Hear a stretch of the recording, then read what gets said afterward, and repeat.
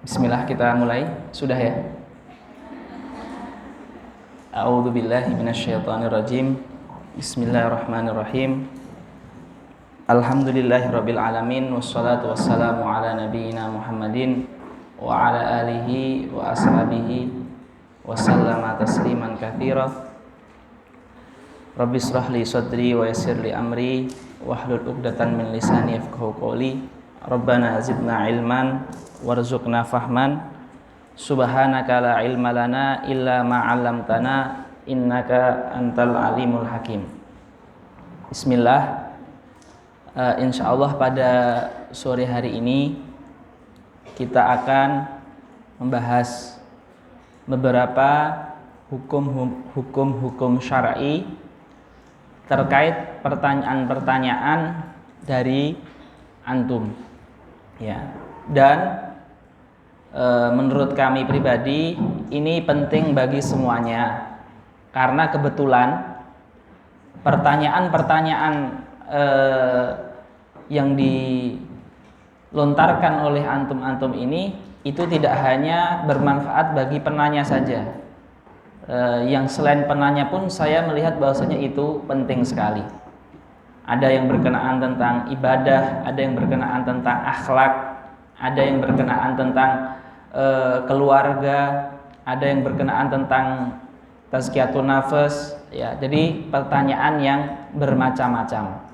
Jadi kalian yang sudah dewasa, kalian yang juga mau pulang ke rumah, kalian juga yang nanti menjadi pengajar, ustazah, muallimah bagi masyarakat kalian, saya rasa sangat penting mengetahui masalah-masalah yang akan kami sebutkan ini.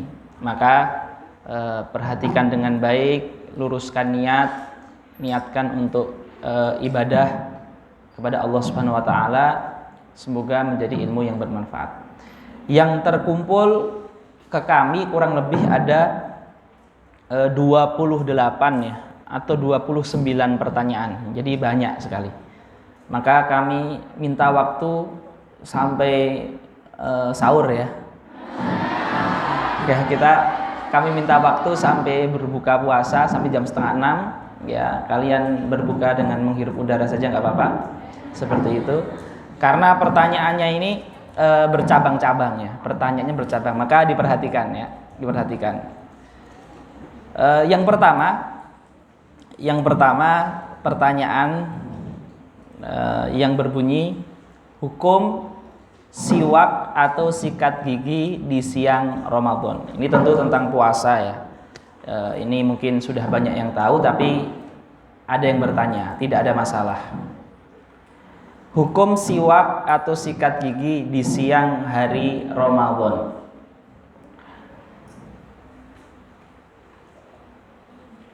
Terkhusus mazhab Syafi'i ya, itu menghukumi siwak di siang hari Ramadan itu dengan kemakruhan. Artinya jika ditinggalkan mendapatkan pahala, jika dilakukan tidak berdosa. Jadi hukumnya makruh. Landasannya Syafi'i adalah hadis Rasulullah yang berbunyi la khulufu famis shaimi atyabu indallahi min rihil miski. Bau mulut orang berpuasa itu lebih bagus di sisi Allah ketimbang parfum kasturi, parfum misek, parfum kasturi yang asli. Ini menunjukkan bahwasanya siwak kalau kita lakukan di siang hari setelah zuhur, di mana umumnya orang siang itu bau mulutnya itu sedang ada khulufnya, artinya baunya sedang menurut kita tidak enak, tetapi itu karena konsekuensi ibadah. Jikalau kita siwak dan sikat gigi di waktu siang, maka akan menghilangkan bau mulut yang mana bahasa Arabnya itu namanya khuluf. Ya. Sementara bau mulut orang puasa itu lebih bagus di sisi Allah daripada rihul miski. Jadi kita seakan-akan menghilangkan athar ibadah, menghilangkan bekas ibadah. Nah, ini membuat Syafi'iyah mengatakan makruh. Seperti itu. Selain Syafi'iyah membolehkan. Ya, tapi untuk amannya keluar dari perbedaan ulama itu hal yang bagus. Ya, ini hukum siwak sikat gigi di siang hari Ramadan. Pertanyaan kedua, ya tentang fikih sholat, tentang bab sholat. Ada yang bertanya seperti ini, bagaimana hukum menyuruh geser padahal orang itu sudah masuk sholat? Misalkan kalian berada di saf pertama tapi ada kosong karena orang itu keluar, mungkin kebelet kencing dan seterusnya. Kemudian kalian yang belum masuk sholat menyuruh yang sudah sholat, geser. Nah, hukum menyuruh itu apa? Nah, ini pertanyaan, dan pertanyaan ini bagus. Pertama yang harus kita ketahui, mengisi shaf kosong itu sunnah. Sunnah artinya mendapatkan pahala, tapi kalau tidak dilakukan tidak menyebabkan sholat itu batal. Tentu kesempurnaan sholat terganggu dengan adanya shaf kosong, tapi tidak sampai batal, tidak sampai derajat rukun ataupun wajib. Ini yang perlu diketahui pertama. Kemudian fuqaha terutama Syafi'iyah itu menyebutkan sebuah masalah. Jika seseorang berdiri dalam shaf sendirian, itu kan makruh ya ketika jamaah, tapi dia sendirian di shaf kedua. Sunnahnya kan menggeret, menarik, menepuk depan agar menemani. Paham kan? Nah, mereka para ulama Syafi'iyah mensyaratkan, jikalau ingin menarik satu orang di shaf pertama agar shaf kedua jadi tidak satu orang saja, syarat yang utama adalah kita harus punya prasangka, punya keyakinan atau mendekati keyakinan bahwa orang yang akan kita tarik itu dia tahu kalau itu sunnah. Dia tahu kalau mengisi shaf yang sendirian itu adalah sunnah. Jadi kita punya yakin atau hampir yakin bahwasanya orang yang kita tepuk itu dia tahu kalau mengisi atau mundur itu adalah disyariatkan, paham nggak? Tapi kalau dia tidak tahu, seperti dia bukan thalibul ilmi, dia orang awam, justru kalau disuruh ke belakang akan marah. Ini tidak sunnah. Justru kalau nanti menyebabkan kemarahan, perkelahian jadi haram. Maka apa hukum menyuruh orang untuk geser mengisi shaf yang kosong? Boleh, sunnah apabila dia memiliki keyakinan atau hampir yakin bahwasanya orang yang disuruh itu tahu kalau itu sunnah. Itu pun hukumnya boleh, tidak boleh memaksa. Kalau memaksa haram, didorong-dorong, ya, ataupun disungkurkan. Lah itu dosa. Jadi hukum menyuruh boleh, tapi memaksa nggak boleh. Dan kebolehannya itu menjadi sunnah kalau yang disuruh tahu kesunahan mengisi shaf kosong.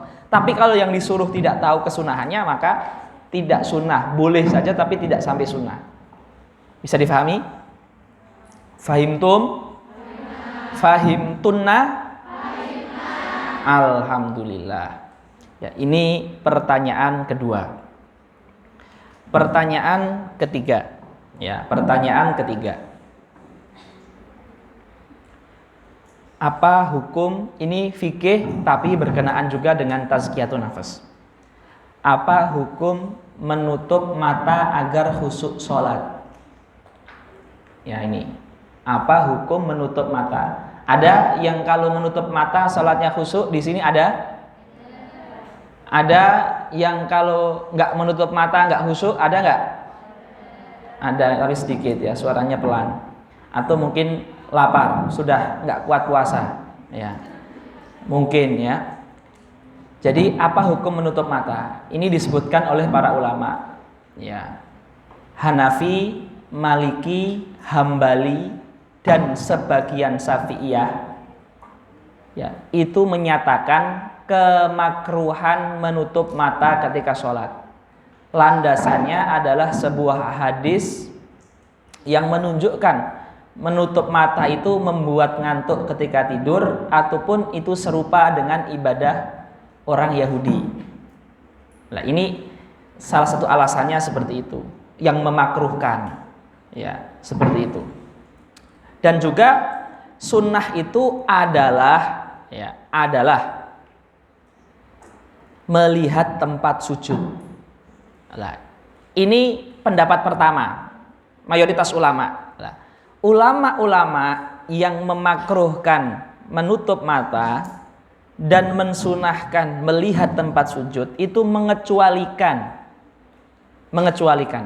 jikalau orang itu ketika membuka matanya hatinya berpikir kemana-mana, dan ini sering kita alami, melihat sini berpikir satu hal, melihat sana berpikir satu hal, ketika membuka mata justru malah pikiran kemana-mana, maka kemakruhan dalam memejamkan mata untuk mendapatkan kekhusyuan tadi, kemakruhannya hilang, hukumnya menjadi boleh.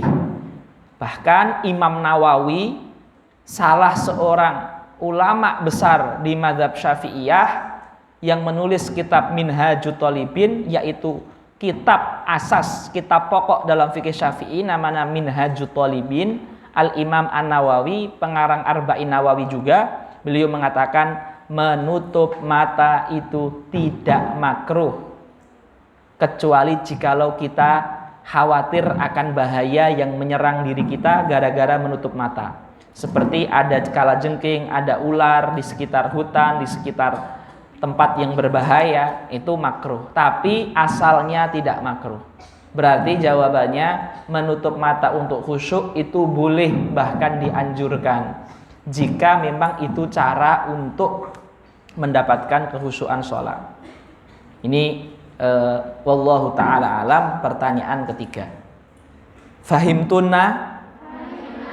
Ya, tapi jangan pas nutup mata malah tidur, nggak boleh, apalagi tidurnya lama.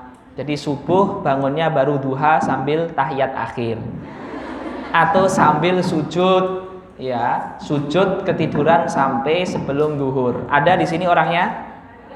Ada. Mayoritas atau minoritas? Ya, agak mayoritas. Baik. Pertanyaan nomor 4. Apa hukum membaca Al-Quran dengan mikrofon? Nah, ini.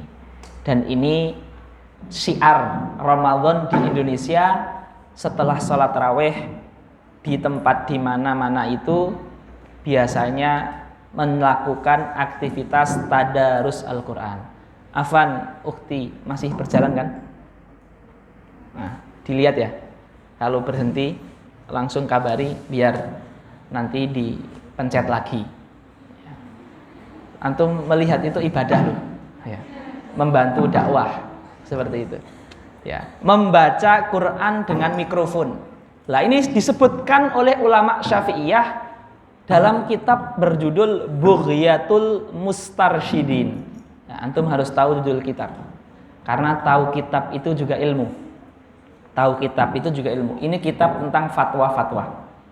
Namanya Bughyatul Mustarsyidin. Di dalam kitab Bughyatul Mustarsyidin, ya, disebutkan ada sekelompok orang membaca Quran di masjid dengan bacaan yang keras. Wa yantafi'u bi qira'atihim unasun wa yatashawwasu akharun. Sebagian anggota masjid merasa bermanfaat, ada yang baca Quran bersama-sama. Sebagian anggota masjid merasa terganggu dengan bacaan Quran yang keras. Tentu di zaman ini konteksnya bukan mikrofon, tapi membaca Quran bersama-sama. Sebagian jamaah, tapi jamaah yang lain enggak membaca Quran. Ada yang terganggu, ada yang merasa bermanfaat. Maka jawabannya, fa in kanat al maslahatu aktsara minal mafsadati fal qiraatu afdalu wa in kanat bil aksi kurihat. Jawabannya adalah, ya, jikalau mayoritas masyarakat mengiyakan setuju, maka itu sunnah. Seperti desa saya, desa antum, sudah bertahun-tahun setiap Ramadan mesti baca Quran di masjid dengan mikrofon. Artinya mayoritas masyarakat itu setuju dengan syiar itu.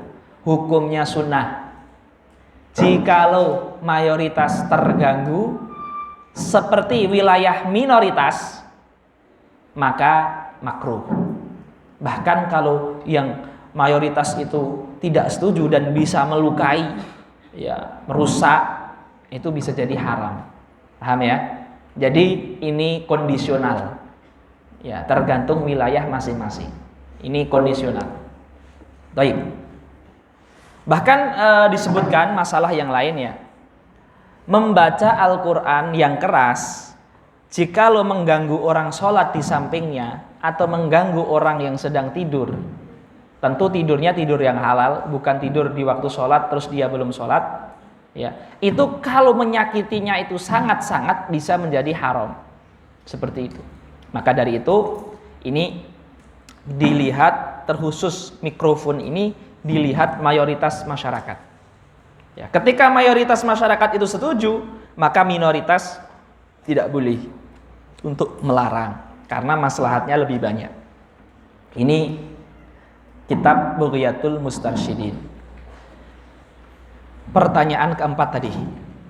Sekarang pertanyaan kelima. Pertanyaan kelima. Apa hukum sajadah bertuliskan Allah? Ada di sini? Ada yang sedang dibawa sajadahnya? Kalau ada coba diangkat, saya pengen lihat. Gak akan saya sita, tenang aja. Ada gak yang bawa sajadah tuliskan Allah? Di kamar. Di kamar ya. Apa hukum sajadah bertuliskan Allah? Pertama, ikhwah, ada hadis sahih di Bukhari dan Muslim, Nabi pernah mengatakan gini.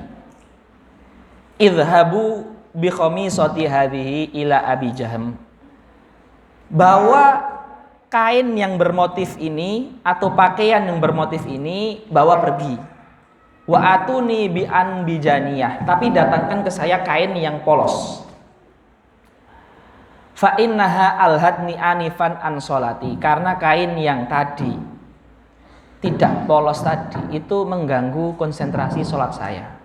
Kaidah umum ya, pakaian, sajadah, sarung, tulisan, apapun itu untuk sholat itu tidak dianjurkan karena mengganggu konsentrasi. Yang bagus itu yang kosong-kosongan, termasuk hiasan dinding, kaligrafi, tapi di sini tidak ada dan itu bagus. Ya, karena itu membuat orang melihat sesuatu selain sholat, maka itu makruh. Secara umum tulisan-tulisan itu di sarung, di pakaian, di kaos belakang, di sajadah itu. Ini secara umum, maka kita semua mari kita hindari yang bertulis-tulis baik dalam masjid, tempat sholat, musola rumah, sejadah, sarung, kaos, baju koko, dan yang bisa membuat fokus kita sholat itu terpecah, itu makruh. Terkhusus tulisan Allah di sajadah bagaimana? Lah ini dalam kitab I'anatut Thalibin, kitab fikih Syafi'i populer, kitab I'anatut Thalibin. Nah, judul kitabnya ditulis biar tahu. Ya. Dari tahu nanti akan timbul penasaran, dari penasaran nanti akan timbul baca, dari baca nanti akan mendapatkan ilmu. Dalam kitab I'anatut Thalibin disebutkan sebuah masalah dan diharamkan menelan tulisan yang ada Qur'annya. Karena ulama itu kan ada yang membolehkan ketika sakit menulis ayat, dicelupkan ke air, airnya diminum. Lah, itu kan khilafun bainal ulama, tapi ada yang mensyariatkan. Imam Ibnul Qayyim pun kalau tidak salah nanti bisa dicek, itu menyebutkan masalah serupa. Ya, dengan syarat itu murni air ya, tidak darah, tidak apa, seperti para dukun tidak. Ya, tapi air bersih seperti itu. Tapi tulisannya kemudian diambil dan tidak dibuang. Ya. Lah, apa hukum kalau air itu tulisan Qur'annya itu ketelan? Ini dikatakan di sini apa? Haram. Kenapa? Karena ini mengakibatkan Quran itu nanti akan bercampur dengan najis yang ada di perut. Dan itu ada yang namanya imtihan, menghinakan Quran. Jadi menghinakan Quran, menghinakan tulisan Allah itu hukumnya haram. Maka orang ketika menulis sajadah yang ada Allahnya, tentu niatnya bukan menghinakan, niatnya biar ingat Allah. Tapi sajadah itu kan kebanyakan yang ditaruh tuh kaki. Terus maaf, bagian belakang, pantat, tempat duduk. Yang mana itu adalah merendahkan.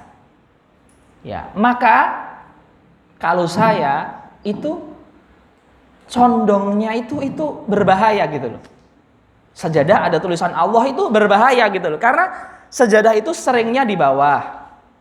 Seringnya sejajar dengan kaki. Buat tidur, kena iler. Ya, diduduki. Ya. Itu sangat umumnya itu dalam keadaan terhinakan. Ya, maksudnya kaki, tempat duduk itu bersinggungan dengan Allah. Maka itu bisa jadi mendekati haram atau enggak haram betulan. Maka menurut saya jangan. Ya, dikiaskan dengan perkataan i'anatu thalibin tadi. Maka sajadah bertuliskan Allah itu jangan dipakai. Ya, seperti itu. Ini pertanyaan kelima. Sajadah bertuliskan Allah jangan dipakai. Pertanyaan yang nomor 6. Pertanyaan yang nomor 6. Ustadz, membaca sholawat dalam kunut nazilah itu bagaimana? Soalnya ada disebutkan di dalam buku yang ditulis oleh seorang dai kontemporer, menyebutkan sholawat dalam kunut nazilah termasuk kesalahan di dalam sholat. Itu betul atau tidak? Nah, yang bertanya ini sebenarnya menulis secara eksplisit, disebutkan oleh Fulan, Ustadz Syekh Fulan dalam kitab Fulan itulah. Ini saya ingin mengajarkan salah satu adab bertanya ketika ingin mempertanyakan sesuatu yang berbeda itu tidak disebutkan orang yang berbeda. Ini adab dalam bertanya. Disebutkan oleh Imam Ghazali dalam Bidayatul Hidayah, adab muta'alim kepada alim. Adab santri kepada guru ketika bertanya perbedaan pendapat tidak menyebutkan orang yang berbeda tersebut. Agar apa? Agar tidak terkesan mengadu, agar tidak terjadi seperti benci-membenci atau permusuhan. Nah itu. Walaupun yang disebutkan oleh penanya itu sebenarnya juga orang yang besar, alim kabir dari negara Mesir. Tetapi takutnya sama orang yang suka cepat menyimpulkan, ini berarti tidak baik, tidak ini langsung nggak baik itu. Jadi itu adab seperti itu. Paham semuanya? Ya, santriwati dan ustadzah harus tahu hal seperti ini. Sholawat dalam kunut nazilah itu apakah kesalahan dalam sholat atau boleh atau justru malah sunnah? Nah ini adab dalam berdoa itu ada pujian, ada sholawat, dan kunut merupakan doa. Dari sini ulama Syafi'iyah menjadikan sholawat ketika kunut subuh maupun kunut nazilah adalah sunnah, bahkan sunnah yang ditekankan. Jadi tidak sekedar boleh yang sunnah seperti itu. Ya, jadi membaca sholawat di dalam kunut bukan termasuk kesalahan, justru dia malah sunnah yang dianjurkan. Contoh ya, kalau kunut nazilah itu Allahumma anji ibadakal mustad'afina wal mujahidina fi Palestin Allahumma shdud wat'ataka alal yahudil ghosibinal muhtalin wa sallallahu wasallam ala nabiyyina Muhammadin wa ala alihi wa ashabi ajmain. Allahu akbar. Itu sunnah di kunut nazilah. Di kunut subuh wa sallallahu wasallamu ala nabiyyina Muhammadinil ummi wa ala alihi wa sahbihi wasallam. Itu juga sunnah. Kalau tidak dilakukan tidak masalah, tapi kalau dilakukan bukan kesalahan. Wallahu ta'ala a'lam bishawab. Pertanyaan ke-7. Ini dari salah seorang kalian juga. Ustadz, kalau pakai pakaian yang ada tulisannya Allah itu kan dimakruhkan kalau ke kamar mandi. Ya. Tapi kaos yang bertuliskan Allah tadi itu ditutupi gamis. Jadi ke kamar mandinya ada kaos tapi ketutupan gamis. Apakah itu menghilangkan kemakruhan? Itu pertanyaan bagus. Jadi dalam Fatawa Kubro, ini kitab Fatawa Kubro ya. Saya akan tanya nanti judul-judul kitab apa saja yang saya sebutkan. Ya, biar kalian punya tahu banyak judul kitab. Tahu judul kitab itu membuat kita suka kitab. Ya, tapi kalau tahu judul kartun dan film membuat suka film, sufi suka film. Lah itu tidak bagus ya. Jadi tahu judul kitab itu ibadah. Tahu judul film, sinetron, lagu, lah itu tidak ibadah. Tidak baik ya. Setuju nggak? Sambil ragu-ragu ini. Ya, semoga Allah memberikan hidayah kalian semua. Oke, selanjutnya ya. Dalam kitab Fatawa Kubro yang ditulis oleh ulama besar Al-Imam Ibnu Hajar Al-Haytami. Al-Imam Ibnu Hajar Al-Haytami. Ada dua Ibnu Hajar. Ibnu Hajar ahli hadis, Ibnu Hajar Al-Asqalani. Ibnu Hajar ahli fikih, Ibnu Hajar Al-Haytami. Ibnu Hajar ahli hadis, Fathul Bari. Tahu, pernah dengar? Alhamdulillah pernah dengar. Akhirnya ada juga yang pernah dengar. Ya. Ibnu Hajar yang ahli fikih namanya Al-Haytami. Karyanya namanya Tuhfatul Muhtaj fi Syarhil Minhaj. Belum pernah dengar? Ya. Udah kelihatan. Ya, seperti itu. Lah, Ibnu Hajar Al-Haytami rahimahullah al-Imam menyebutkan dalam Fatwa Kubro. Ini. Ya.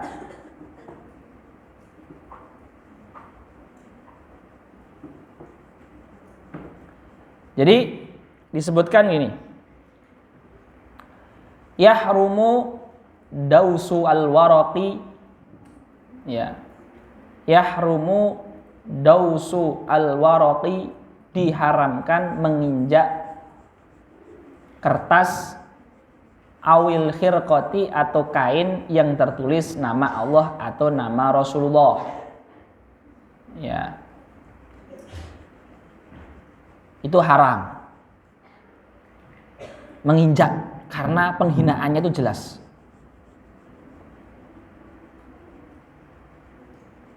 Kama qaluhu fi dukhulil khala'i bihi, sebagaimana mereka mengatakan ketika membawa tulisan itu masuk ke kamar mandi. Wa inna ma lam yahrum, tapi kalau masuk ke kamar mandi itu tidak sampai haram, tapi makruh. Kenapa? Li'annahu laisa fihi minal ihanati ma fi dausihi. Karena membawa tulisan bertuliskan Allah ke kamar mandi itu tidak ada penghinaan secara langsung. Artinya dia kalau ke kamar mandi nggak pakai pakaian ya bagaimana? Nggak mungkin dong. Makanya membawa tulisan Allah kamar mandi itu makruh. Makruh. Menghilangkan kemakruhannya itu bagaimana? Fuqaha mengatakan agar menaruhnya di luar, kalau tidak bisa menutupinya. Jadi wallahu ta'ala alam, gamis itu sudah termasuk menutupinya. Karena kalau membawa cincin bertuliskan Muhammad atau Rasul atau Allah, itu cincinnya disunahkan dimasukkan itunya apa? Akiknya itu dimasukkan ke bagian dalam sini kemudian diginikan. Gitu kan saja sudah dinamakan menutupi, apalagi tertutup dengan gamis secara full, itu lebih menutup lagi. Jadi Allah alam itu termasuk menutupi. Ya, jadi gamis itu termasuk menutupi. Fahimtun?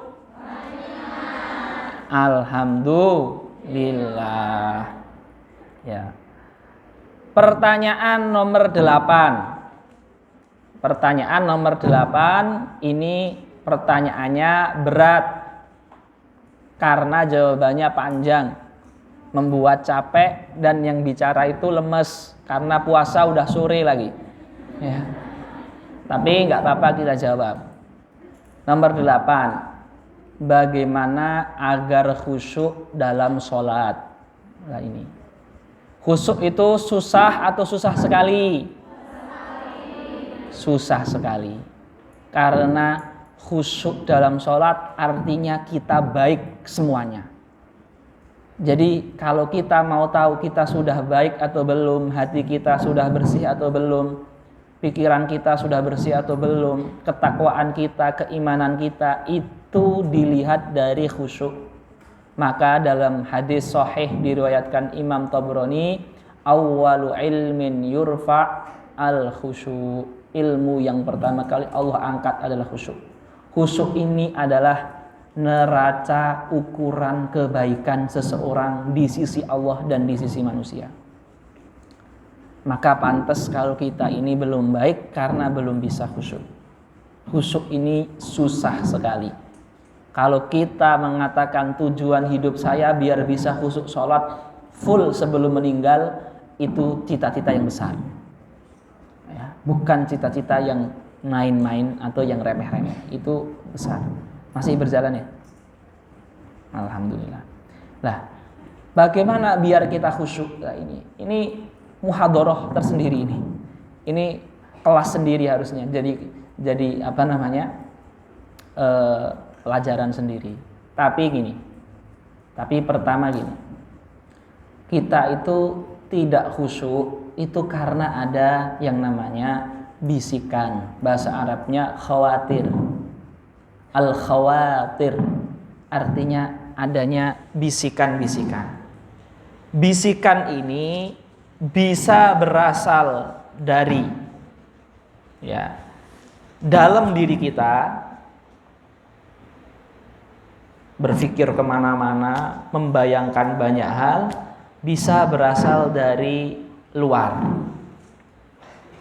Bisa berasal dari luar. Bisikan yang berasal dari luar seperti suara motor yang bising, suara mobil yang rame, orang yang rame teriak-teriak, ada pabrik, ada seleb, ada kampanye. Itu semua adalah kebisingan dan kebisikan yang membuat sholat kita nggak khusyuk dari luar diri kita. Itu harus kita hindari. Yang kedua, kebisikan dari dalam. Karena kita banyak galau, stres, memikirkan urusan dunia. Rasulullah bersabda, hubbud dunya ra'su kulli khati'ah. Cinta dunia adalah sumber segala dosa. Maka ketika kita nggak bisa khusyuk, padahal tempat itu sudah sepi, nggak rame, nggak bising, itu berarti karena kita punya kegalauan, kegelisahan duniawi, dan itu sebab penyakit, masalah, maksiat kita, dosa kita, penyakit hati kita, semuanya karena itu sebabnya. Maka kalau kita mau khusyuk, langkah yang pertama, daf'ul khawatir. Buang semua bisikan-bisikan itu, terutama bisikan dari dalam. Lupakan semuanya. Utang, PR, orang tua, uang gak ada, ujian, liburan, kotak, lemari, barang, HP, semuanya dibuang jauh-jauh. Karena semua itu lebih kecil dari Allah. Allah yang akbar itu hanya Allah. Itu rumus pertama. Buang semua bisikan, buang semua bisikan, buang semua bisikan. Setelah membuang bisikan, itu ada 6 tingkatan khusyuk. Tapi saya sebutkan yang satu saja. Ada 6 tingkatan. Tapi 6 tingkatan itu bisa dimulai ketika semua bisikan dibuang. Bisikan luar itu cari masjid yang sepi, cari tempat yang sepi, pastikan udah wudhu, pastikan badan ini tidak tergesa-gesa, tidak ngos-ngosan, tidak lari, sudah tenang. Itu bisikan dari luar sudah kita sterilkan. Itu mudah. Paling mudah itu menghilangkan bisikan luar. Bisikan dalam ini paling sulit, membuang bisikan-bisikan tentang, itu ada yang belum dikerjakan, pintu belum ditutup, dompet belum ditaruh, HP masih di luar. Itu semua dihilangkan. Baru bisa masuk ke 6 tingkatan khusyuk. Tingkatan yang pertama, dan itu cukup, intinya kosongkan hati dari selain doa bacaan sholat dan gerakan sholat. Dah, itu dulu. Yang 5 nanti kapan-kapan. Ya, 1 dulu. Daf'ul khawatir, buang bisikan luar dan dalam. Kemudian jangan berpikiran kecuali bacaan sholat dan gerakan sholat. Seandainya bacaan sholat yang antum pahami cuma Allah, nggak apa-apa, pikirkan Allah terus. Rukuk yang dipikirkan Allah, dengar imam yang dipikirkan Allah, itu tidak ada masalah. Intinya masih nyangkut ke bacaan sholat, karena nggak mungkin dzikir dan bacaan sholat itu lepas dari namanya Allah. Quran itu nggak mungkin lepas dari mengingat Allah. Seandainya antum ingat gerakan dan mengingat Allah, udah bagus. Setelah membuang bisikan, itu biar khusyuk. Fahimtuna? Alhamdulillahirabbil alamin. Pertanyaan ke-9. Ini juga susah karena panjang, bikin orang capek. Ya. Tapi semoga bermanfaat dan bisa kita semua amalkan. Allahumma amin. Apa tanda orang dicintai Allah Subhanahu wa ta'ala? Dalam hadis dikatakan, wa ma taqarraba ilayya abdi bi syai'in ahabba ilayya mimma aftaratuhu alaihi. Tidak ada hal yang paling membuat kita dekat dengan Allah melebihi menjaga kewajiban dan meninggalkan larangan.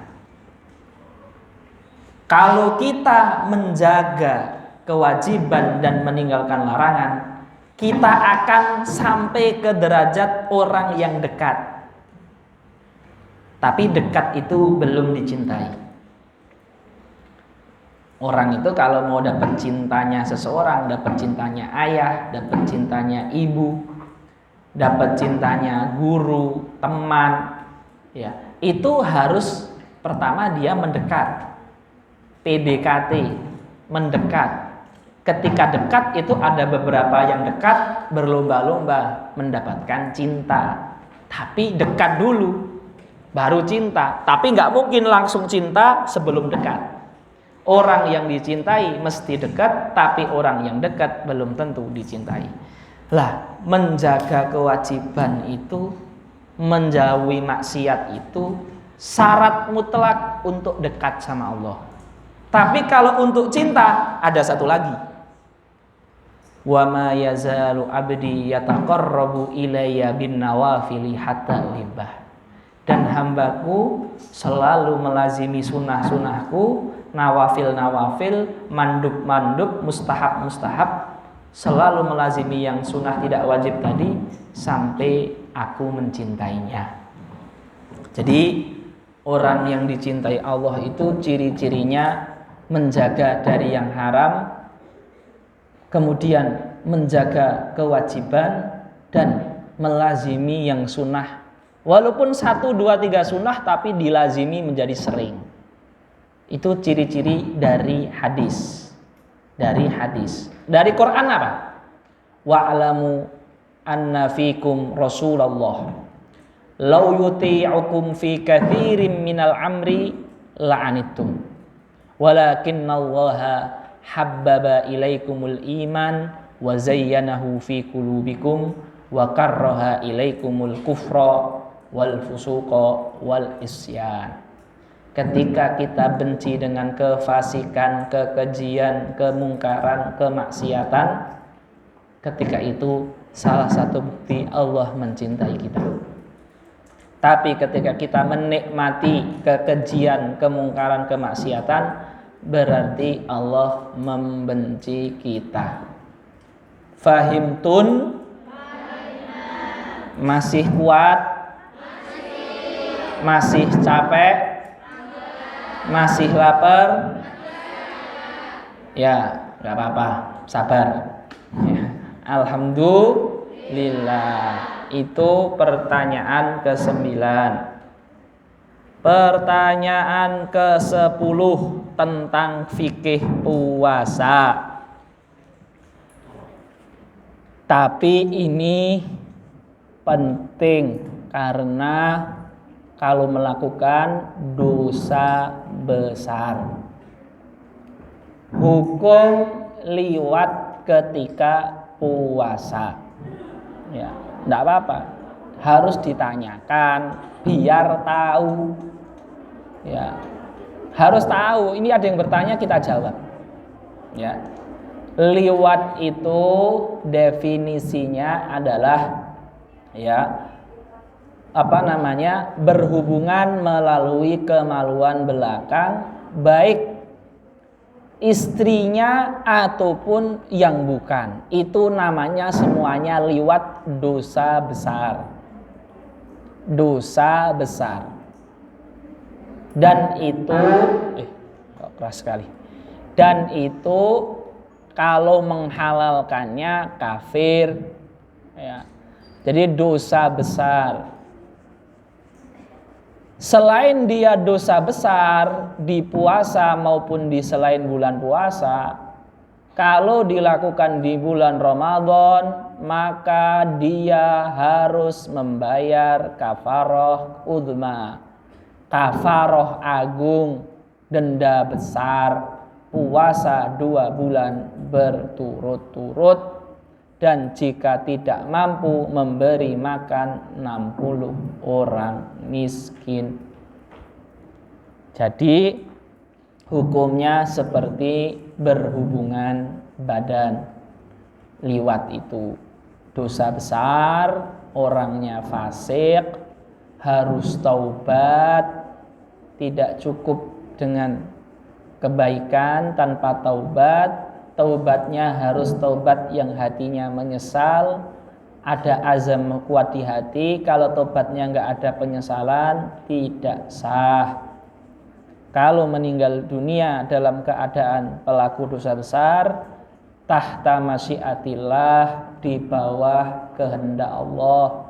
Kalau Allah berkenan mengiqab, akan dimasukkan neraka. Kalau Allah berkenan mengampuni, akan diampuni. Tapi kita tidak punya cawe-cawe. Itu jadi di bawah kehendak Allah dalam keadaan yang berbahaya. Dosa besar kalau enggak tobat, menyesal di hati kecil kita. Itu wallahu a'lam. Pertanyaan nomor 11. Ya. Bagaimana? Masih kan? Dicek terus ya. Bagaimana pendapat antum orang puasa tapi tidak mengerjakan sholat? Bagaimana? Ya. Tidak mengerjakan sholat ada 2 kemungkinan. Fahimtum? Tidak mengerjakan sholat karena males tapi masih meyakini sholat itu wajib, itu fasik.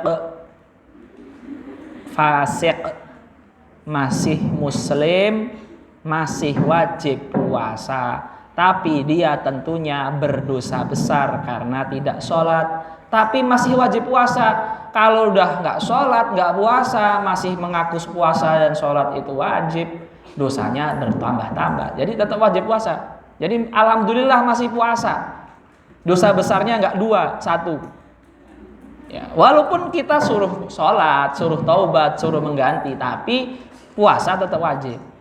Kemungkinan kedua, meninggalkan sholat karena menganggap sholat sudah tidak wajib, kafir, gak wajib puasa, syarat puasa muslim, dia gak muslim lagi, udah gak mengakui wajib sholat, gak wajib puasa, walaupun di akhirat dia disiksa karena tidak sholat, tidak puasa, tidak zakat, dan karena kekafirannya.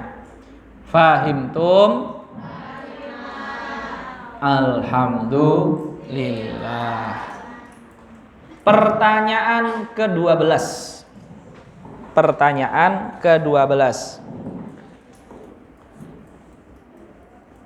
Bagaimana cara mengingatkan kesalahan imam?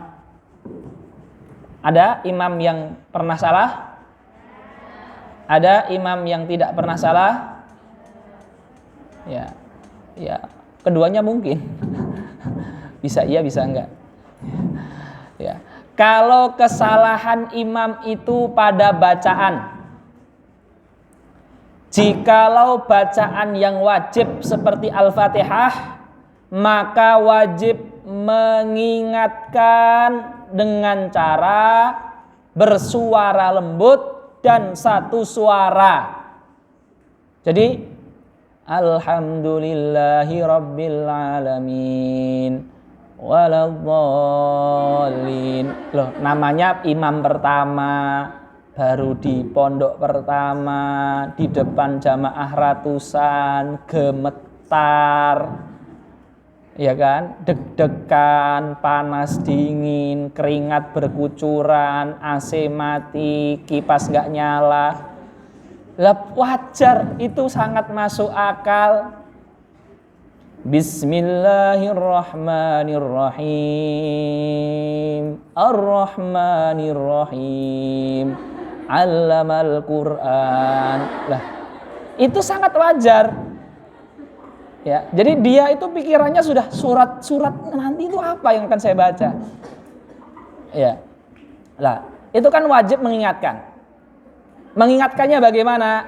Satu suara. Jadi yang belakangnya Bismillahirrahmanirrahim. Ar-Rahmanirrahim. Dia tunggu imam itu merasa bingung. Artinya kadang imam kan kalau udah salah tuh kepikiran. Ya kan? Agak berhenti sebentar gitu loh. Kayak ada yang enggak beres gitu kan.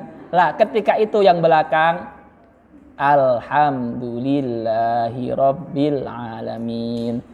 Tapi satu suara saja, jangan semuanya, malah imamnya nanti mangkel, mic-nya nanti dilempar ke kalian.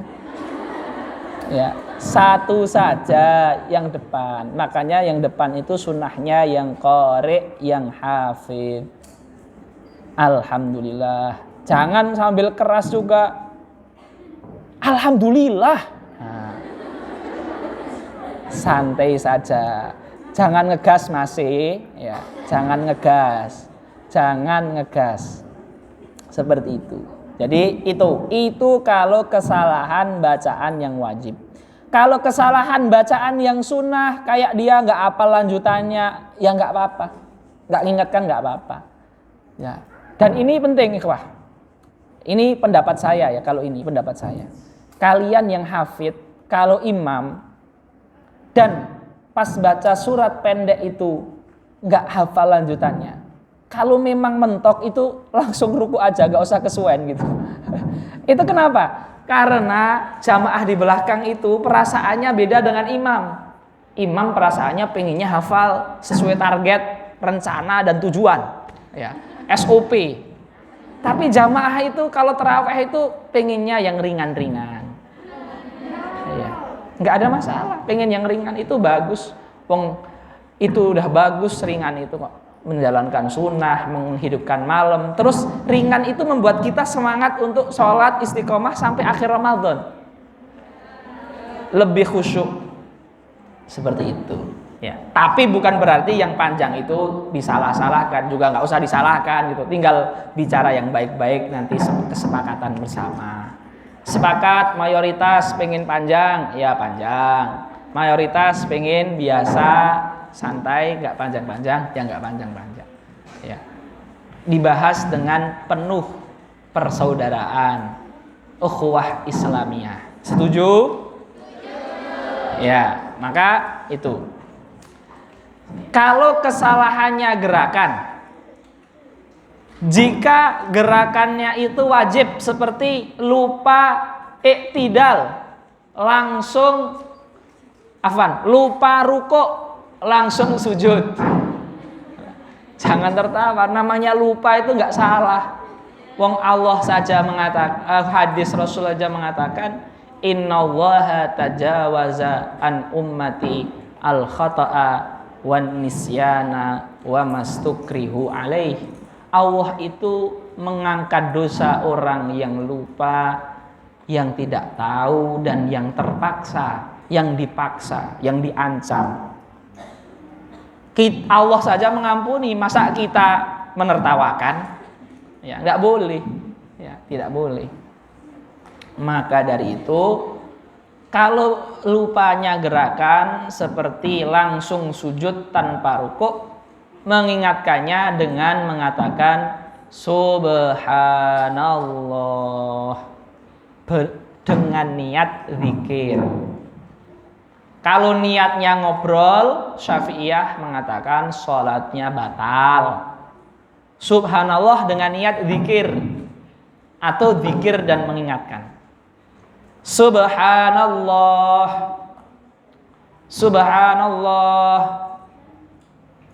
ya, subhanallah. Kalau nggak ingat juga, ya kalau di Syafi'iyah kalau nggak ingat ya kita mufarokoh, artinya ya dia nggak rukuk ya kita niat sholat sendiri, karena nggak boleh mengikuti imam dalam kesalahan rukun, nggak boleh. Ada ulama selain Syafi'iyah yang membolehkan berkata satu kata, misalkan subhanallah, subhanallah dalam hati, nggak mudeng-mudeng rek, langsung rukuk. Ada yang membolehkan gitu, rukuk.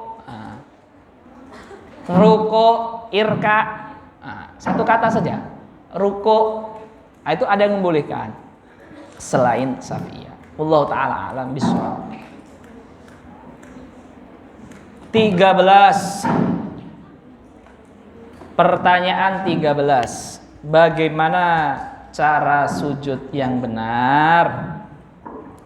Sujud yang benar adalah meletakkan 7 anggota badan. Jidat, 2 telapak tangan, 2 lutut, 2 ujung jari, 2 ujung telapak jari kaki. Seperti ini. Jari kakinya seperti ini. Gini. Ditekuk. Perut, jempol perut, telunjuk kaki itu ditekuk, paham? Lah, kalau ujung jari kaki itu tidak ditekuk gini, tapi gini, jadi jari kakinya gini, ini paham? Itu menurut Syafi'i sujudnya tidak sah, sholatnya tidak sah. Jadi minimal jempolnya ditekuk. Tapi selain Syafi'i mengatakan sah, untuk aman ditekuklah. Kecuali ada sakit, ada jimpi, ada kesleo, ada luka, ada cantang, ada apa, nggak ditekuk, nggak apa-apa. ada yang mengatakan sah. Tapi kalau sehat walafiat, diteko aman biar ibadah kita sah menurut semuanya. Paham ya? Menaruh ujung hidung itu sunnah. Tapi jidat, telapak tangan, lutut, telapak kaki, terutama jempol itu wajib. Fahimtum? Alhamdulillah. Nah, ini masalah penting sekali nomor 14. Masalah penting sekali nomor 14. Kapan batas akhir sahur? Kapan batas akhir sahur? Ketika sudah masuk waktu subuh, di mana sudah terbit fajar shodiq, maka itu sudah tidak boleh sahur. Zaman sekarang ketika sudah azan subuh, haram makan, walaupun di mulut, di tangan kanan, di tangan kiri, di kaki kanan, di kaki kiri, di pundak, depan perut, itu nempel nasi lauk sak lian-liani. Haram melanjutkan makan. Kalau melanjutkan makan, walaupun sebiji cilok ataupun cimol, batola saum, diqadha. Ya.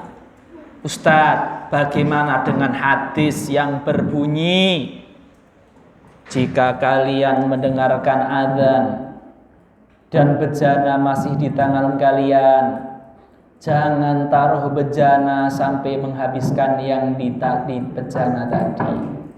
Apa hadis itu maksudnya apa? Pertama, hadis itu ada di riwayat Al-Baihaqi. Kedua, perhatikan di zaman Nabi azan itu dua. Azan Bilal itu azan yang pertama, azan Abdullah ibnu Ummi Maktum itu azan yang kedua. Di hadis disebutkan secara umum, jika kalian mendengarkan azan. Tidak dijelaskan dalam hadis azan 1 atau azan 2. Di hadis di Sahih Muslim disebutkan, jangan menjadikan azan Bilal itu menghalangi sahur kalian. Kalau Bilal azan, lanjut sahur, tetap digas sahur. Kalau yang azan Bilal itu kapan? Azan pertama. Azan pertama itu kapan? Jam 3, setengah 4, setengah 3. Jadi kalau kalian pas lagi makan mendengar azan pertama, lanjut. Azan pertama belum subuh. Itu maksudnya hadis. Kemudian hadis lain di Bukhari Muslim, sesungguhnya Bilal itu azannya masih malam. Maka lanjut fakulu washrabu, lanjut makan, lanjut minum, hatta yunadi ibnu Ummi Maktum, sampai azan Abdullah bin Maktum, azan kedua, jangan makan. Pertanyaannya, azan-azan yang di Indonesia ini kebanyakan tuh azan keberapa? Nggak boleh makan. Itu paham ya? Jadi kalau sudah azan di mulut, buang. Kalau ditelan, qadha, ganti puasanya. Setiap hari gitu, ganti 30 hari. Ya.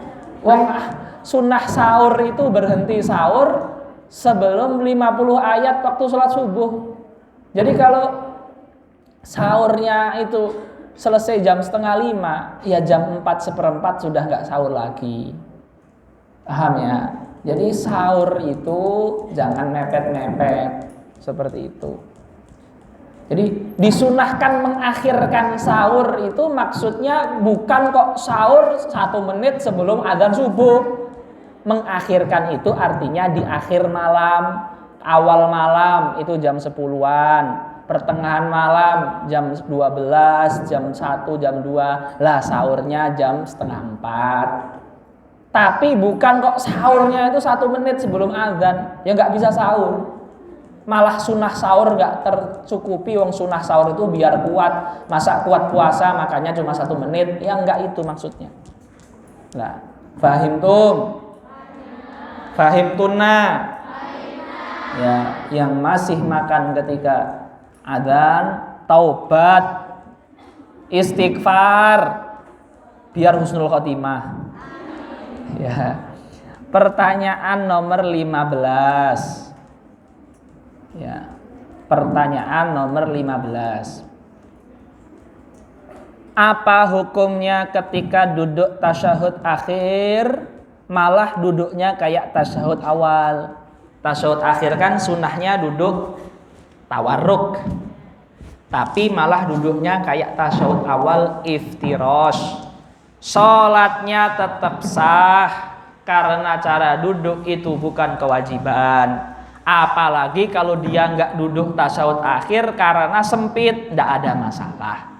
Wong ada masalah nggak sempit, wong kalau nggak sempit saja boleh, apalagi kalau karena sempit. Jadi tidak masalah, sholatnya sah. Wallahu ta'ala alam. Alhamdulillah. Nomor 16. Nah ini penting. Bagaimana cara mengingatkan orang tua agar mengamalkan sunnah puasa tanpa menggurui? Contoh gini, sunnah puasa itu kan namanya juga sunnah, itu kan gak wajib. Berbuka dengan kurma. Sementara orang tua kita terbiasa berbuka dengan gorengan. Kita pun sama. Ya, jadi ini bukan fikih, ini guyonan. Kurma itu sunnah, gorengan itu wajib. Ya. Ini bukan fikih. Jangan terus aklul makliyat wajibun min wajibatil shaum. Jangan. Ya. Jadi gini, bagaimana cara mengajar orang tua sunnah puasa tanpa menggurui?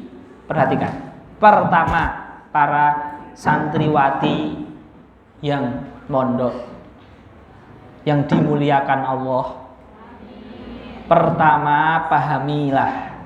Yang pojok, yang belakang, pahami. Yang tengah juga, yang depan juga, semuanya saja. Pertama, pahamilah bahwa menyuruh yang sunnah, hukumnya juga sunnah, bukan wajib. Jadi jangan sampai berpikiran menyuruh sunnah itu seperti amar ma'ruf nahi mungkar. Wah, orang tua saya ini belum makan kurma pas buka. Liburan saya harus target orang tua makan kurma pas buka. Cara berpikirnya menyuruh sunnah dengan seperti ini. Kalau yang wajib, yang maksiat, nahi mungkar, amar ma'ruf, iya, harus diprioritas. Tapi menyuruh makan kurma itu nggak gitu banget kali gitu. Jadi nggak gitu banget gitu loh. Nggak segitunya seperti itu. Itu harus kita taruh di otak kita seperti itu. Namanya sunnah itu nggak segitunya. Woles ya, seperti itu. Slow saja. Kedua, lakukanlah dengan bahasa yang lemah lembut, nada rendah, tingkah laku yang sopan, dan jangan sampai memaksa. Kalau nggak mau ya sudah, nggak apa-apa. Fahimtum? Alhamdulillah. Itu pertanyaan ke-16. Wallahu ta'ala a'lam. Wal ilmu indallah. Pertanyaan nomor 17. Masya Allah, kalian ini banyak bertanya, berarti masih semangat belajar. Alhamdulillah. hilang. Ini kelas 1 KMA, 2 KMA sama 3 KMA. Sama DID, IKPM. Yang nggak ada apa? KMT. KMT itu kelas berapa? Kelas 1. Oh, berarti KMT, KMA, DID, IKM. Semoga menjadi akhwat muslimat yang berakhlak mulia. Semuanya sholihah, husnul khotimah, baik hati dan akhlaknya, kaya ilmu, kaya harta. Amin ya robbal alamin. Ini mau buka, ini doa ini mustajab ini. Makanya kita banyak-banyak doa saja ini. Apalagi yang datang para pencari ilmu. Mesti ada yang dekat dengan Allah ya. Mesti ada yang hatinya bersih. Sekali doa itu langsung Allah itu kun fayakun itu. Mesti itu, mesti ada walaupun satu. Kalau setengah nggak mungkin, satu ya. Kalau setengah kan nggak mungkin manusia setengah, satu ya. Yang nakal ya ada, namanya juga masih anak-anak. Nakal itu ya insya Allah cuma sekarang aja, besok jadi baik ya. Yang nakal apakah ada? Ya sekarang, besok jadi baik. Allahumma amin. Seperti itu. Yang aminnya paling kenceng itu yang nakal itu ya. Nggak apa-apa kan, artinya amin kan pengen berubah, dapat doanya para jamaah semua. Alhamdulillah ya, seperti itu. Pertanyaan nomor 17 masih berjalan ya videonya ya, seperti itu. Yang masihnya paling kenceng itu jangan-jangan nggak puasa lagi ya. Semoga semuanya sehat, lahir batin.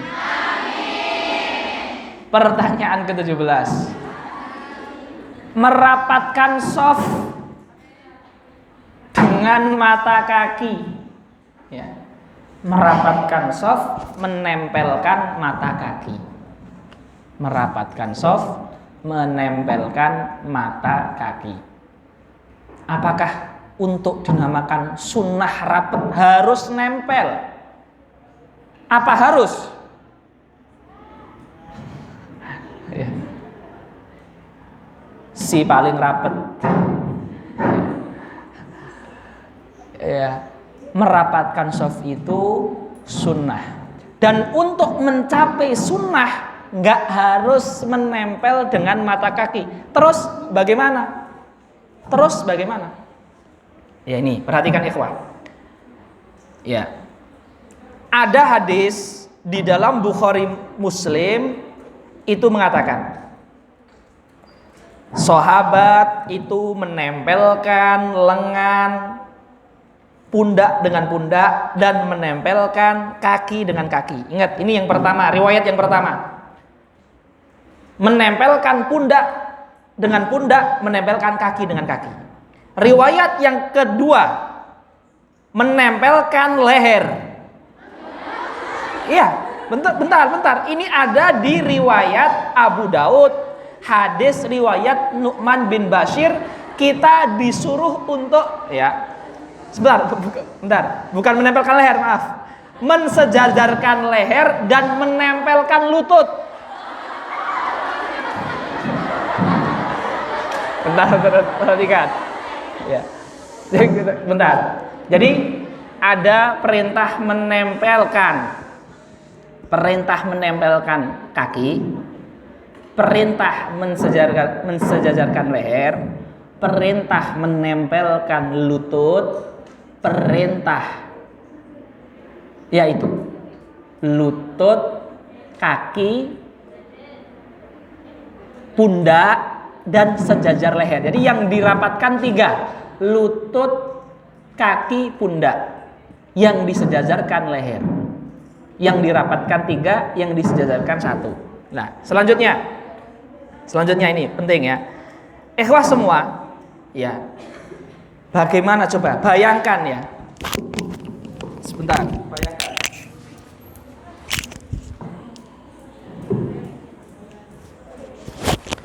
Bayangkan ya.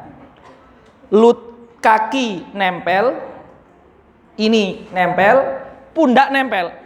Kalau kita nempel yang sini, yang sana nempel gimana? Ya. Jadi kalau saya nempel sama yang sini, yang sana nempel kayak jadi mau aneh. Ini nempel sini, sana nempel sana. Jadi artinya, ini kata Ibnu Hajar dalam Fathul Bari, kata Imam Munawi dalam Imam Munawi itu wallahu alam ya, nanti saya cari lagi.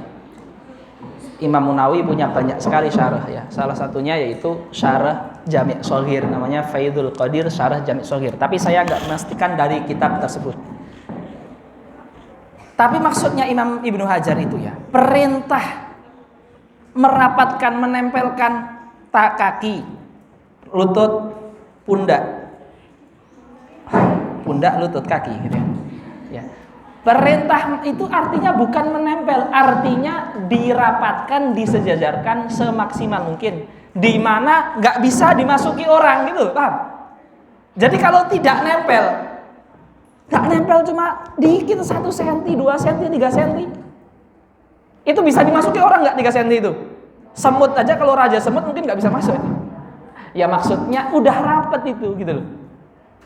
Ya. Jadi kalau sudah sejajar kakinya, lehernya sudah sejajar, sudah kira-kira itu, ya Allah, lubang itu cuma 1 pulpen gini, itu sudah dinamakan rapet, sudah sunnah. Justru kalau kita terlalu memaksa harus nempel, itu justru nanti bisa mengakibatkan mengganggu yang lain. Ya. Bisa mengakibatkan menyakiti, apalagi kalau sampai menginjak-injak. Gini, sana, gini. Ya. Nanti dia sujud, berdiri, sujud, pas berdiri gini lagi. Jadi takaluf gini. Nah, gini. Karena harus nempel. Harus nempel gimana? Harus nempel. Melebarkan ininya gimana? Lah, itulah ya, kita itu memahami hadis itu memang harus membaca semua riwayat yang berbicara tentang itu. Tapi kalau kakinya nempel, salah? Nggak salah. Yang salah itu menganggap yang nggak nempel, padahal sudah rapet dibilang tidak sunnah. Gitu loh. Misal ya, ini orang samping saya, kakinya ini, gini. Jadi cuma 2 jari, dianggap ini nggak sunnah, ini yang salah. Karena ini nggak bisa dimasuki orang, sudah bagus itu, udah betul gitu loh. Menganggap ini nggak sunnah itu yang salah. Kalau mau nempel, bagus, boleh. Nggak nempel, cuma ini juga dianggap itu sunnah. Tapi menganggap itu nggak sunnah itu yang berbahaya gitu loh. Sunnahnya tuh mesti harus nempel, ya itu. Itu pemahaman yang nggak betul. Sunnahnya mesti yang pasti nempel, nah itu. Ya. Ini bukan perintah saya tuh nggak nempel. Yang sudah nempel silahkan. Tapi yang sudah nempel lanjutkan, tapi menganggap yang nggak nempel padahal jaraknya cuma 1-2 jari nggak sunnah, itu pemahaman itu jangan diyakini lagi. Ya. Karena itu hal yang mustahil. Perintah Rasulullah bukan yang mustahil-mustahil. Fahim tum? Alhamdulillah. Baik. Bagaimana cara salam yang benar ketika sholat? Minimal salam pas sholat itu adalah assalamualaikum, dan harus dengan suara. Barang siapa sholat subuh ngantuk, kemudian pas salam imam assalamualaikum kaget, terus sholatnya diulangi. Salam rukun sholat harus ada lafadz suaranya, assalamualaikum. Menoleh sunnah. Tapi mengatakan assalamualaikum rukun, wajib, harus. Paham ya? Yang ngantuk subuh tiba-tiba langsung belum salam langsung amin, astagfirullahaladzim. Karena malu dilihat sampingnya, ulangi sholatnya karena meninggalkan rukun assalamualaikum. Ya, jadi minimal mengatakan assalamualaikum. Sunnahnya sambil menoleh. Assalamualaikum warahmatullah. Assalamualaikum warahmatullah. Dada tidak boleh menoleh. Kalau dada menoleh, sholatnya batal. Karena keluar dari arah kiblat. Jadi nggak boleh gini. Assalamualaikum warahmatullah. Assalamualaikum warahmatullah. Ada yang gitu? Ada. Kelihatan dari sini. Ya. Jadi itu yang seperti itu tidak boleh, haram. Bukan makruh, sholatnya batal karena tidak menghadap kiblat. Cukup yang menoleh kepala. Assalamualaikum warahmatullahi wabarakatuh. Assalamualaikum warahmatullahi wabarakatuh. Fahimtum? Alhamdulillah. Pertanyaan ke-19.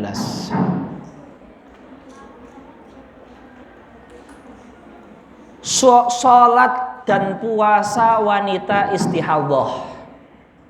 Wanita istihadhah yang darah keluar terus 2 bulan, 3 bulan, 4 bulan, penyakit istihadhah, darah keluar terus dari kemaluan, tetap wajib puasa dan tetap wajib sholat dengan catatan untuk sholat berwudu dan bersuci di setiap waktu sholat walaupun belum batal dan mengganti pembalut. Jadi wanita istihadhah tetap wajib sholat dan tetap wajib puasa. Bukan haid, bukan nifas. Fahimtum? Alhamdulillah. Pertanyaan ke-20. Kurang 8 lagi. Ya Allah, ya Allah.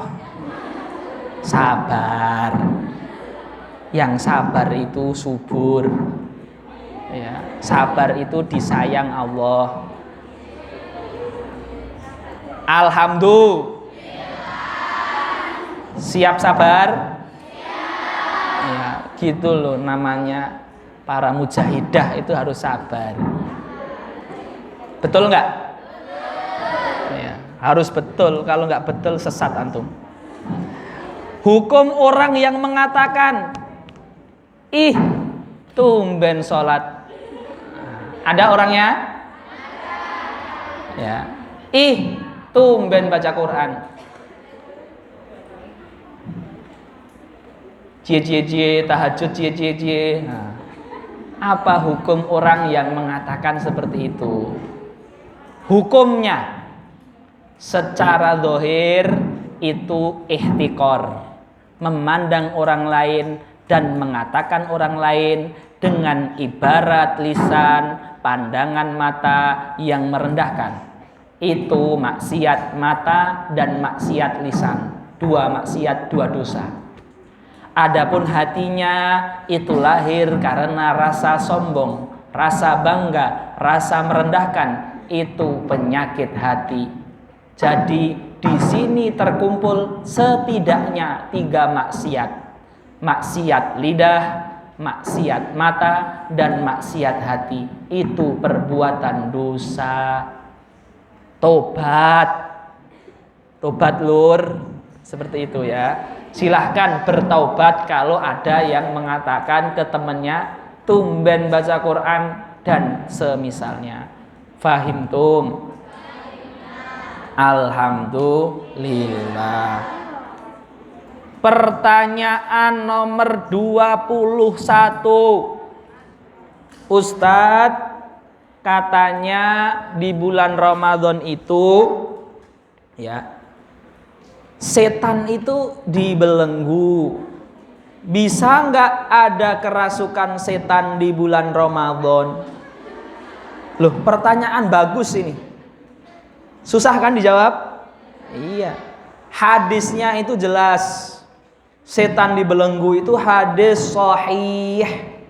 Tapi ada hadis lain yang sahih juga berbunyi sufidatis syayatin wa maradatul jin.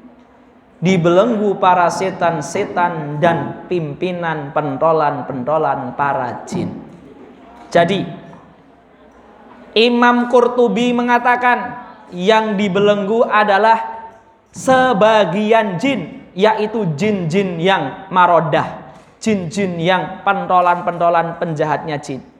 Ada jin yang lain, ada yang nggak dibelenggu. Maka kerasukan tetap bisa, karena nggak semua jin yang dibelenggu. Kemudian Imam Nawawi dan Imam Qadhi Iyad justru mengatakan makna dibelenggunya setan artinya di Ramadan itu tingkat menurunnya maksiat sangat drastis, sehingga seakan-akan emang setan sudah nggak ada ya. Jadi dibelenggunya setan merupakan majas metafora, kiasan yang mengisyaratkan maksiat itu, kejahatan itu berkurang banyak banget di Ramadan, sampai-sampai seakan-akan sudah kayak setan nggak ada lagi. Tapi bukan berarti setan dibelenggu, setan tetap ada. Ya, ini pendapat Imam Nawawi dan Imam Qadhi Iyad menyebutkan ini. Setan tetap ada, tidak dibelenggu, tapi karena ketaatan yang intensitasnya tinggi, maksiat yang menurun secara drastis, ibadah hidup siang dan malam hari, seakan-akan emang setan sudah nggak ada lagi, tapi setan masih ada. Paham? Ya, maka kesurupan tetap ada. Itu arti dibelenggu. Paham ya? Fahimtum? Alhamdulillah. Pertanyaan nomor 22. Sebelum terakhir 6 pertanyaan.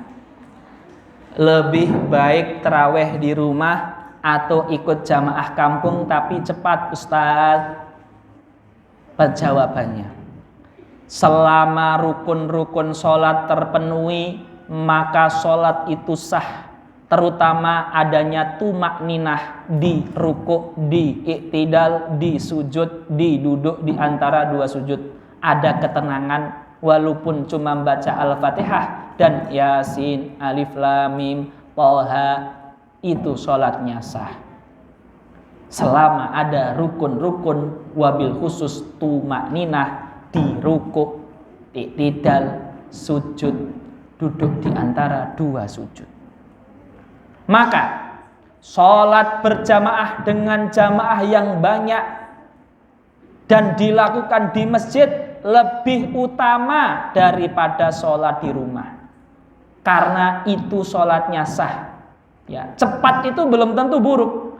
Cepat kalau dimaknai adalah suratnya pendek, tidak masalah. Justru dia kalau membuat orang suka taraweh, menghidupkan malamnya, terutama orang kampung, itu kemuliaan. Menghidupkan syiar Ramadan, tapi cepat yang negatif, cepat dengan makna tidak ada tumakninah, itu membatalkan sholat. Jangan sholat dengan mereka yang seperti itu. Bisa dipahami? Alhamdulillah. Pertanyaan ke-23. Hukum suami istri belum bercerai akan tetapi tinggal berbeda rumah alias hidup sendiri-sendiri. Nah, ini kok pertanyaannya sudah tentang nikah ini. Tapi nggak apa-apa, bisa jadi bertanya untuk keluarganya. Tentu jika masing-masing sudah merelakan haknya masing-masing dan ikhlas masing-masing pasangannya, tidak menunaikan kewajiban, tidak menuntut haknya, sudah saling ridho, itu hal yang boleh. Tapi pertanyaannya, buat apa nikah? Tapi tentu kalau dia udah ridho haknya tidak ditunaikan, dia ikhlas kewajiban sesama pasangan tidak ditunaikan, itu tidak menjadi dosa, karena sudah ridho. Tapi hanya tinggal berbeda rumah, tujuan nikah itu tidak tercapai kalau sampai tinggal rumah tidak ada sebab yang jelas. Tapi jikalau berbeda rumah itu, membengkalai kewajiban, membengkalai haknya, saling tidak menunaikan kewajiban dan saling tidak memberikan hak, tentu ini adalah kemaksiatan dan keharaman. Tapi perlu dipahami, untuk masalah cerai, walaupun berbulan-bulan berbeda rumah, kalau tidak ada lafaz cerai, maka itu masih dalam status nikah. Fahimtum? Wallahu ta'ala a'lam. Alhamdulillah. Pertanyaan nomor 24. Apa hukum sholat tapi jamaahnya kurang dari 40? Sholatnya sah, sendiri aja sah. Tapi mungkin ini apa hukum sholat Jumat yang jamaahnya kurang dari 40? Yang pertama, Syafi'i dan Hambali, 40 adalah syarat sahnya Jumat. Kalau desa kecil, terpencil, tidak ada 40, tidak wajib bagi desa tersebut sholat Jumat, sholat duhur berjamaah. Jumat tidak wajib bagi mereka. Ini menurut Syafi'i. Tetapi ada mazhab Hanafi, makmum 3, imam 1 sudah cukup. Ada mazhab Maliki, 12 jamaah plus 1 imam, 13 sudah cukup. Maka ya boleh dia untuk mengamalkan, wah masa kita berbelas-belas tahun duhuran terus tidak merasakan syiar sholat jamaah, kita pakai mazhab Malik biar menghidupkan syiar jamaah. Boleh. Tapi kalau dia tidak berjumat berbelas-belas tahun, landasannya Syafi'i karena tidak memenuhi syarat, juga tidak apa-apa. Paham? Tidak apa-apa. Boleh semuanya. 12 Jumatan daripada gak Jumatan bertahun-tahun, boleh. Tapi kalau dia sholat duhur saja karena meyakini mazhab Syafi'i, juga boleh. Sama-sama menghidupkan syiar, yang satu syiar jamaah duhur, yang satu syiar jamaah Jumat. Yang tidak boleh, gak ada jamaah sama sekali. Karena jamaah hukumnya fardu kifayah. Satu desa gak ada jamaah, dosa semuanya. Fahimtum? Pertanyaan ke-25. Pertanyaan ke-26, pertanyaan ke-27, pertanyaan ke-28, pertanyaan ke-29. Yang ke-29 dulu, yang penting. Ustadz, mana yang kita taati? Jawaban ayah atau ibu? Mana yang kita taati? Jawaban ayah atau ibu jika ayah dan ibu berbeda pendapat? Pertama, di perkara yang wajib dan haram, ikuti yang wajib dan tinggalkan yang haram, tanpa peduli ayah atau ibu. Karena ayah ibu tidak bisa menggagalkan wajib dan tidak bisa menghalalkan haram. Ini jelas? Jelas. Di perkara yang menyangkut nyawa, seperti bahaya yang jelas-jelas, misalkan ayah mengatakan jangan loncat dari lantai 10, ibu mengatakan loncat nak dari lantai 10, ibu menunggu di bawah 1 menit, kalau enggak kamu durhaka. Ya jangan ditaati.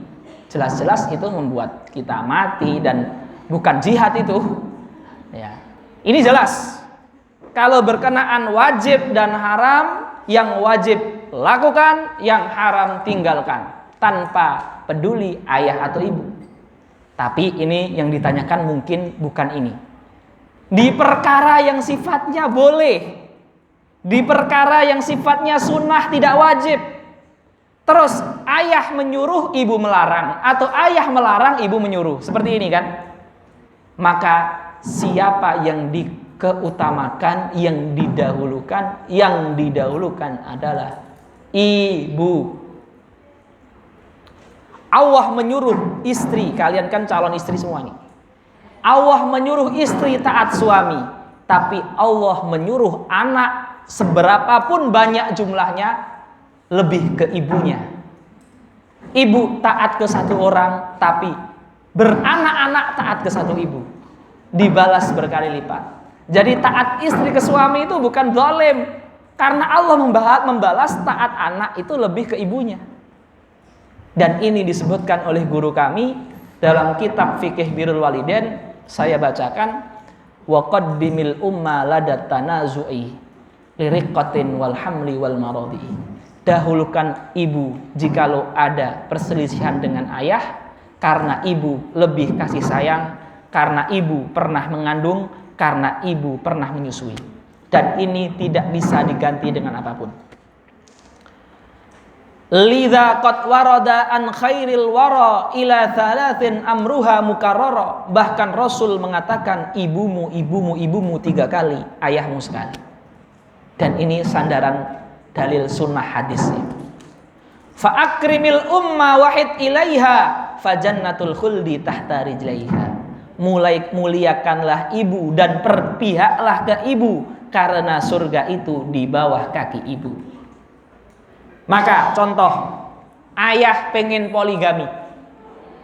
Contoh, kan suami poligami hukumnya bisa tergantung. Hukum asalnya itu boleh, tapi tidak sunnah.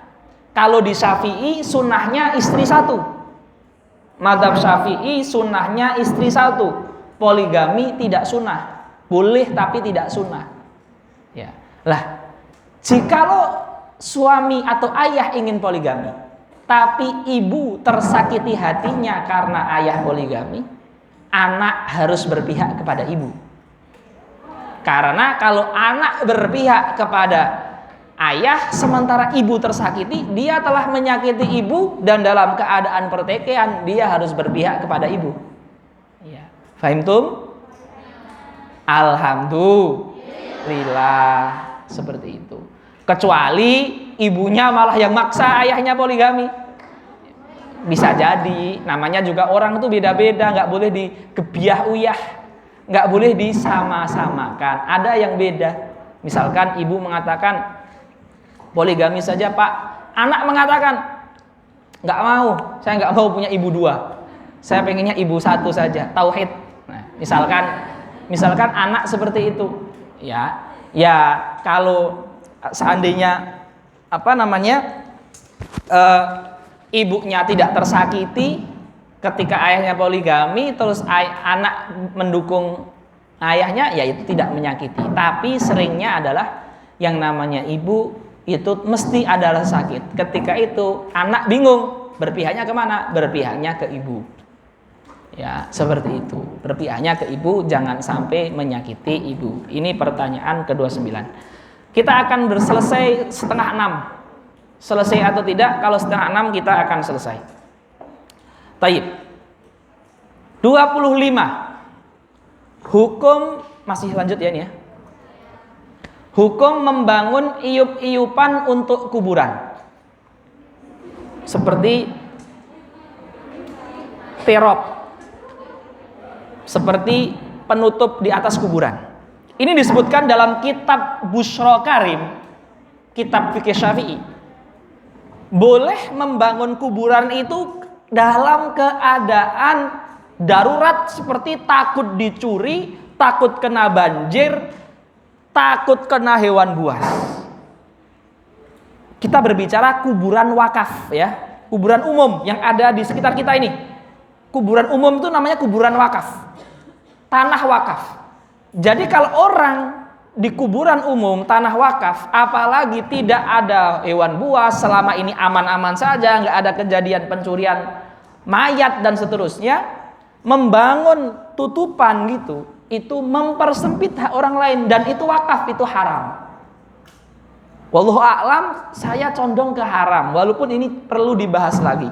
Tapi itu karena sebabnya adalah otomatis ketika kita bangun iup-iupan, kita sempat lihat di kuburan ada, tentu itu akan mengambil tanah yang mana itu tanah wakaf, bukan milik pribadi, paham? Itu tidak boleh, itu haram. mempersempit hak orang lain. Seperti itu. Wallahu taala alam. 26, ada yang bertanya, Ustadz, apa hukum sholat kafaratul baul? Jadi saya tuh bingung juga. Jadi di luar Nurul nggak habis fikri, ya, membuat terhirman-hirman gitu kan. Nah, saya baru dengar itu sholat kafaratul baul. Kafaratul baul itu artinya penghapus dosa kencing. Saya baru dengar ketika ada yang bertanya. Tak cari-cari, tak browsing di internet. Ternyata sholat kafaratul baul itu disebutnya bukan di kitab fikih, tapi di kitab namanya Khazinatul Asror. Itu kitab doa-doa, wirid-wirid. Di kitab fikih-fikih itu nggak ada.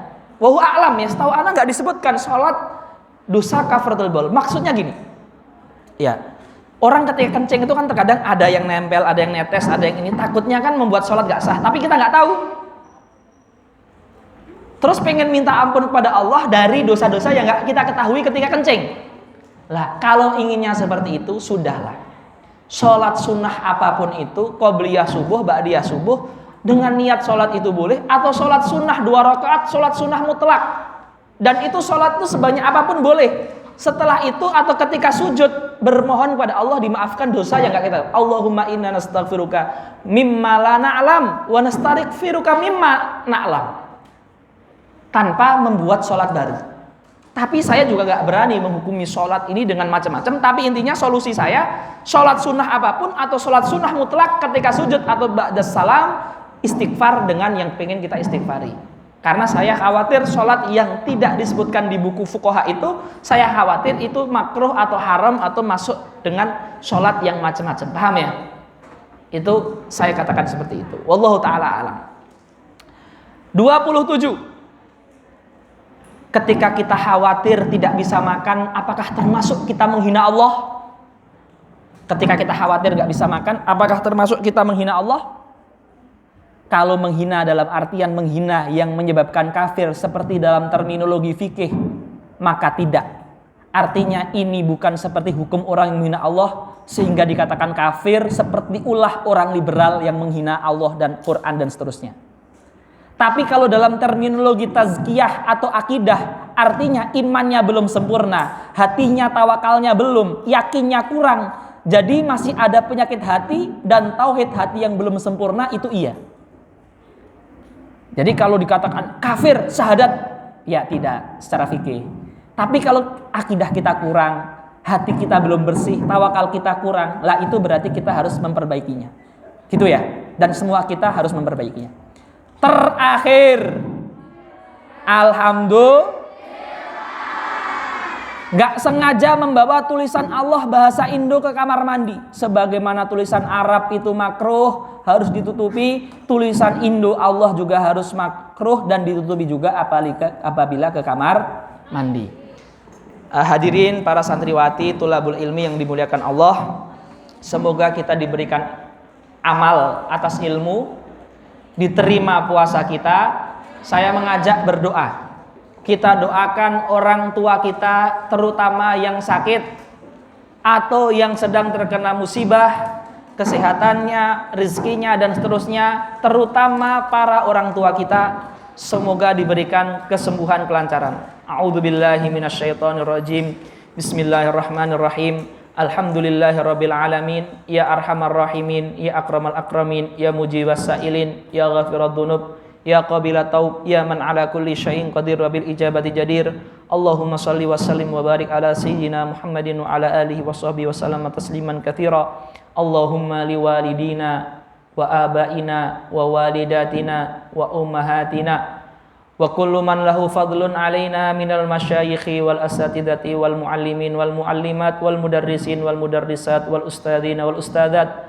Allahumma li ahli baitina syakikina syakikatina ikhwanina akhwatina tullabina talibatina Rabbana hablana min azwajina wa dhurriyyatina wa tullabina wa talibatina wa walidina wa walidatina qurrata a'yun waj'alna lil muttaqina imama. Allahumma wabil khususi lil marda minhum, li ashabil amrad wa li ashabi al hajati wal afati wal masaib. Allahumma innaka antas syafi la shifaa illa shifauka shifaan la yughadiru saqaman wala alaman isfihim shifaan zahiran wa batinan wa qalban wa qaliban wa ruhaniyan wa jismaniyan. Allahumma ja'alil amrada kaffaratan lidhunub wa tahuran lil qulub wa raf'an lid darajat.